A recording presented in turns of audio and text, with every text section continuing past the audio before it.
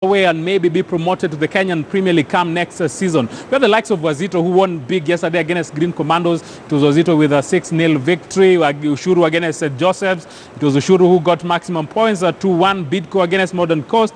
It is the Bidco side who won it 3-0. But today we have different fixtures altogether. Different teams will try as much as possible to see if they will be able to star in the games that they will be playing today. We are thinking about those games. Mount Kenya United will be in action, and for them they will try, that is the Kenya Premier, they will try to see if they will win it against Sony Sugar. But on Saturday, in the teams that will be playing this weekend fixtures in the National Super League, the National Super League fixtures, that is where we will start.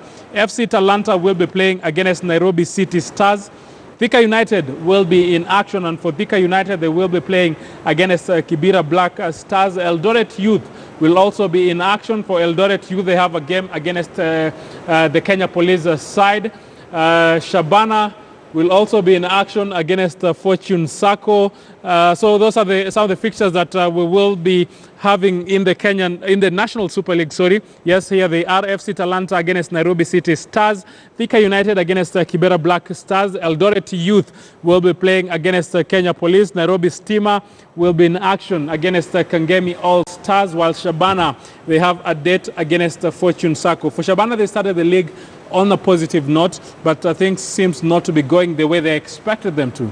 Definitely, they started really well, but I must say National Super League has been more competitive even than the Kenya Premier League this season. I mean, you look at the likes of Kisumu All Stars, they came from nowhere and now they are at the top. They are at the top. Wazito is also at the top. After every match, there's always a new league leader that is in the NSL. If Wazito loses a match, Kisumu wins, they are at the top. So definitely it's heating up, it's intensifying. That is the race to make sure that they get promoted to the Kenya Premier League. Talk about Kenyatta's Ushuru FC. They also want to get promoted to the Kenya Premier League. They are in a good position at the moment. And also you talk about Kisumu All Stars National Super League, and there isn't as much many sports to get promoted in the Kenya Premier League. Let's look at the log. Let's look at the log. Yes, I know there is a lot that is expected there, but let's look at the standing and how it looks. You're talking about them and the rest. Yes, Wazito, they're up there, and that is actually what you're referring to. For Wazito, they have been able to have 69 points at this particular time. Kisumu All Stars,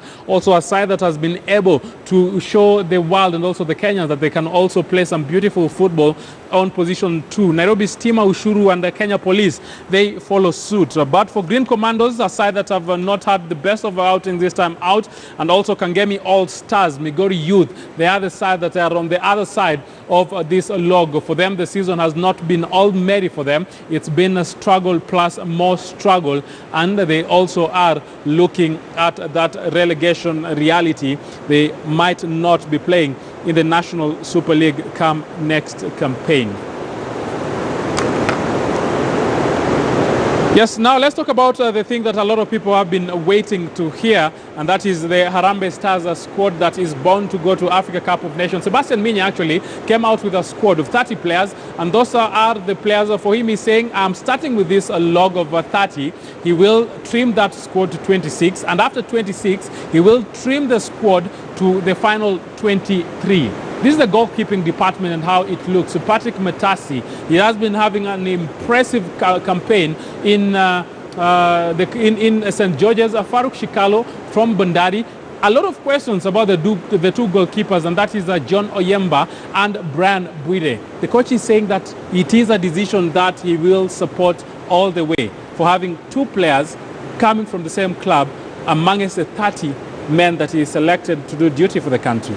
I mean, there have been many questions about that. He has been criticized because of that, and definitely you have to look at it that way, because once again, in a club, there's always the first goalkeeper. That is the goalkeeper who starts almost all the matches. He's the goalkeeper who is always on form. And here they are two goalkeepers from the same team, meaning one is a reserve goalkeeper from Kariobangi Sharks, who are struggling to finish that is in the top 5 in the Kenya Premier League. Brian and they are getting it to that squad. According to the coach, that is Brian Bwire. So a lot will be expected from this. And let's look at the defenders that we have in this team. When you think about the defenders that are expected to do duty for the country, David Owino was given a nod. Brian Mandela is also there. Musa Mohammed, for a number of times, he has shown that he can be a reliable choice. Bernard Ochieng is also there.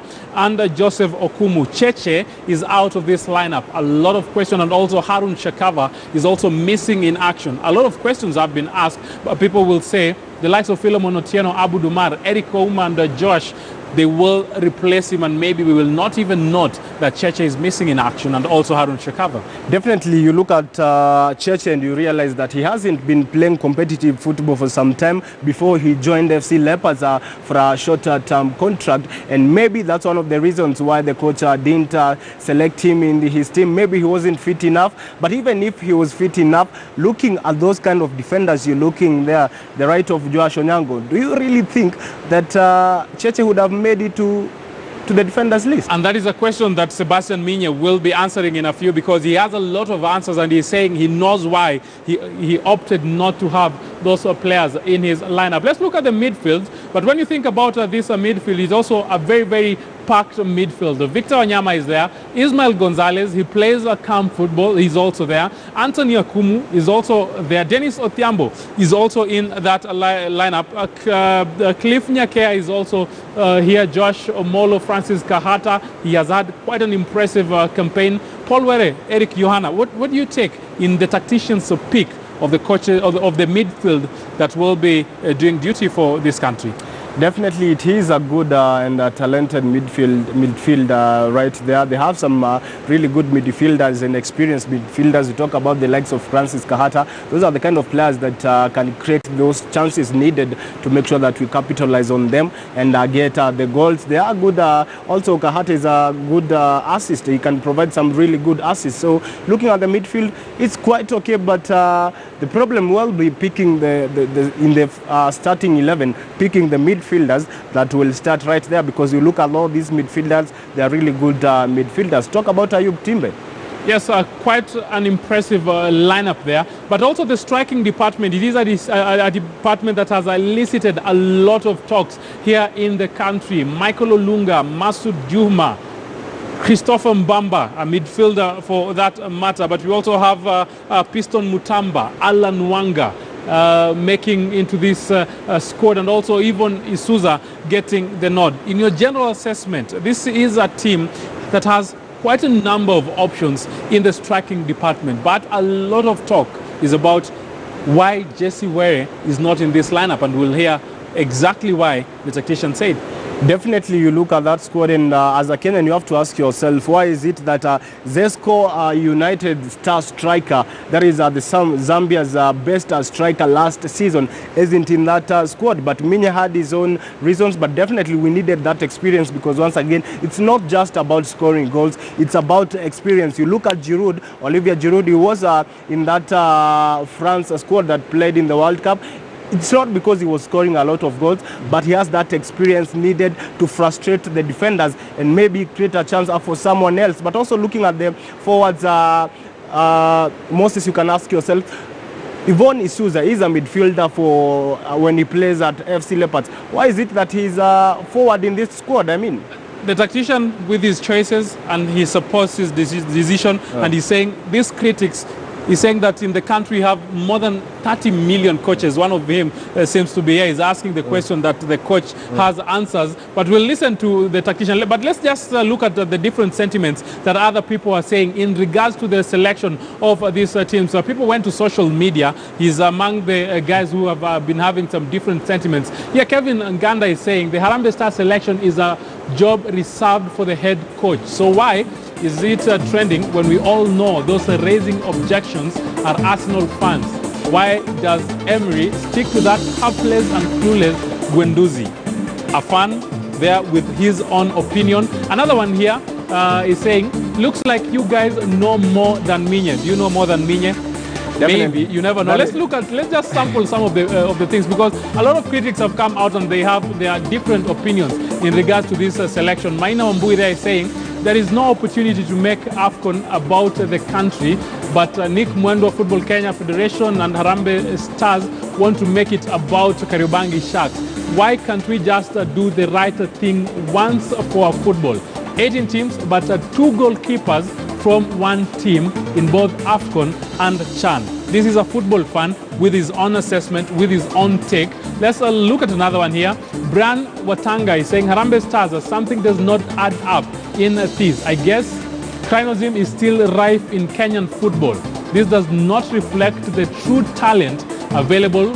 When did the rain start beating us? Another fan there with his different take. We've had the people who are supporting Sebastian Minye. We've had others who are anti-Sebastian Minye because of the team that he selected. Alex Ngare is saying, today I saw arrogance in Harambee Stars coach Sebastian Minye when explaining the reason behind Jesse Were's omission from the national team.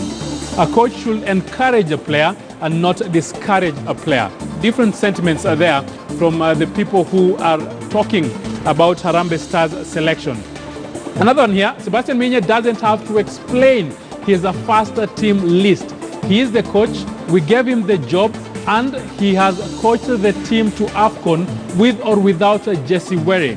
We gave him the job, we are in AFCON, so let the man do his job. KC Badai. He's also having some people who are in support of the decision that he has made. So these are just some of the sentiments, some of the fans saying what they need to say in regards to Harambee Stars Sebastian Minye's team selection. But we will take a short commercial break.